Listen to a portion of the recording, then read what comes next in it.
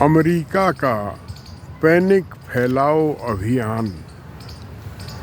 आजकल फेसबुक पर ऐसी अंग्रेजी रीलों की बाढ़ आ गई है जिनका उद्देश्य हमारे अमेरिकी निर्यातों पर टैरिफ बढ़ोतरी से भारत के पढ़े लिखे वर्ग में पैनिक फैलाना है। लेकिन ज़्यादातर जो प्रतिक्रियाएं आ रही हैं वे पैनिक की उल्टी हैं। लोग आश्वस्त हैं कि कुछ नहीं होगा, अमेरिका कुछ नहीं कर पाएगा, हमें एक और नोटबंदी या जीएसटी जैसी स्थिति झेलनी पड़ सकती है जिसमें गरीब मजदूर की ज़िंदगी थोड़ी और मुश्किल हो जाएगी। तब मोदी सरकार भी उसकी ओर ध्यान देने के लिए मजबूर होगी और लघु और घरेलू उद्योगों को मजबूत करने की सोचेगी जो ज़्यादा रोजगार पैदा करते हैं। इसका कुल असर भारत का रोजगार पैदा करने की दिशा में आगे बढ़ना होगा जो भारत के लिए फ़ायदेमंद ही होगा। भारत ने तो जब रिज़र्व बैंक का सोना गिरवी रखा था तब भी उसको एक अवसर बना लिया था। ऐसी प्रतिभाएं भारत में हैं।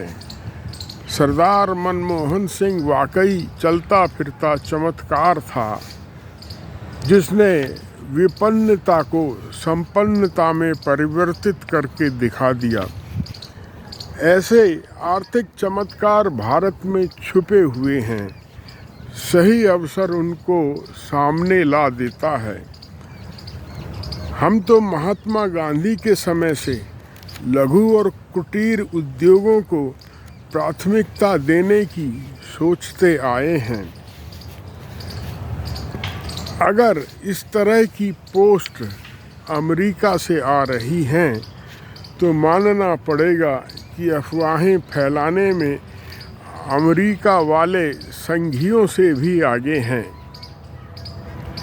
भारत में बड़ी पूंजी का कुल असर यह है कि लघु और कुटीर उद्योगों का गला घोंट दिया गया है जो सरकार के ताज़ा आर्थिक सुधारों से लाभान्वित ही हो सकते हैं। बड़े उद्योग अमेरिका से निर्यात ज़्यादातर फार्मास्यूटिकल या आईटी प्रोडक्ट्स का करते हैं। ये सब बड़ी पूंजी के क्षेत्र हैं। जब उनकी जान पर बनेगी तो वे सरकार का मुंह देखेंगे कि हमें इस संकट से निकालो, और सरकार के पास कोई रास्ता नहीं होगा सिवाय घर में डिमांड पैदा करने के, जो लोगों को रोजगार देकर उनकी जेब में पैसा डालने से होगी ताकि बड़े उद्योगों का बना माल लोग खरीदें।